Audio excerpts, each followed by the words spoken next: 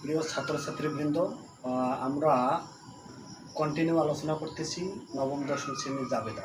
আমরা জাবেদা আলোচনা চলছে, আমাদের দুটো ক্লাস অলরেডি হয়ে গেছে। আমরা সম্পত্তিবাচক হিসাব আলোচনা করছি। জাবেদাটা কীরকম, কিভাবে করতে হবে আমরা এর আগে ক্লাসে একটু ধারণা পেয়েছি। আজকে আমি আলোচনা করব ডেবিট ক্রেডিট আমরা কিভাবে নির্ণয় করব, কোনটা ডেবিট হবে কোনটা ক্রেডিট হবে। একটি লেনদেন ডেবিট হবে কোন দিকটা, ক্রেডিট হবে কোন দিকটা। আমরা জানি একটা লেনদেনের দুটা পক্ষ থাকে, একটা ডেবিট পক্ষ একটা ক্রেডিট পক্ষ। তাহলে আমরা আলোচনা করব। দেখো তোমরা সবাই দেখো, বোর্ডে আমি লিখেছি হেডিং ডেবিট ক্রেডিট নির্ণয়। মানে ডেবিট ক্রেডিট আমরা কীভাবে নির্ণয় করবো, আমরা এটা নিয়ে আলোচনা করব।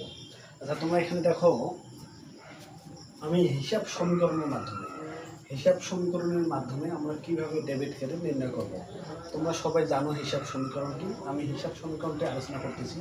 আমরা জানি হিসাব সমীকরণটি হলো এ ইকুয়াল এল প্লাস ওই। ক্লিয়ার? তাহলে আমরা জানি এ ইকুয়াল এল প্লাস ওই, এই যে হিসাব সমীকরণ, এই হিসাব সমীকরণকে কেন্দ্র করেই কিভাবে ডেবিট এবং ক্রেডিট নির্ণয় করতে হয় তা আমরা আজকে আলোচনা করব। আচ্ছা, তোমরা দেখো এতে আমরা জানি অ্যাসেট মানে সম্পত্তি। আচ্ছা দেখো, এখানে এলতে হলো লায়াবিলিটিস মানে দায়। আর আছে কি দেখো তো, আর বাকি আছে ওই, এই যে ওই মানে অনার ইকুইটি। ওইতে আমরা কি বুঝি, অনার ইকুইটি শব্দের বাংলা হলো মালিকানা সত্ত্ব। মালিকানা সত্ত্ব বলতে মালিকের কি কি সত্ত্ব আছে, ক্লিয়ার সবাই? মালিকানা সত্ত্ব বলতে আমরা কি বুঝি, মালিকের সত্ত্ব কি কি আছে। আচ্ছা, মালিকানা সত্ত্বটাকে আমরা তিন ভাগে ভাগ করেছি। দেখো এখানে ওই আমি লিখেছি, ওইকে আমরা তিনটা ভাগে ভাগ করে নিয়েছি। একটা কি লিখেছি দেখো তো, একটা লিখেছি এক্সপেন্স অর্থ কি ব্যয়। আমি আর একটা লিখেছি কি দেখো তো ইনকাম অর্থ আয়। আর একটা লিখেছি কি ক্যাপিটাল অর্থ মূলধন।